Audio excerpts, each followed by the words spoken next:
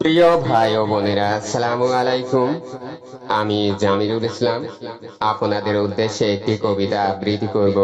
কবিতার নাম মুসাফা। কবিতাটি লিখেছেন জামিরুল ইসলাম।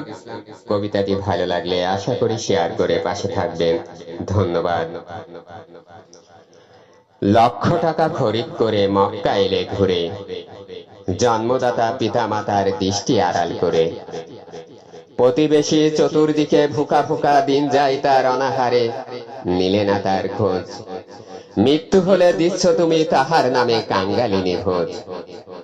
জন্মদাতা পিতা মাতা অবহেলায় তোমার থেকে রাখলে একা, লোকনিন্দা আড়াল করে দোষ। ক্ষুধার পরেই মা, তাহার থেকে নয় রে বড় ছেলের কাছে পীরের মুসাফা।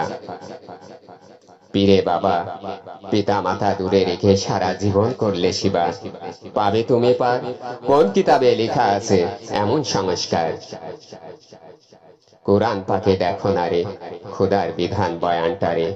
যুগে যুগে আসিয়াছে পীরে কামেল মায়ের গর্ভে, তাতে নেই রে কোনো ভুল। তাই খোদার পরেই মায়ের মান, মূর্খ হলেও তার উপদেশ পীরের থেকেও মূল্যবান।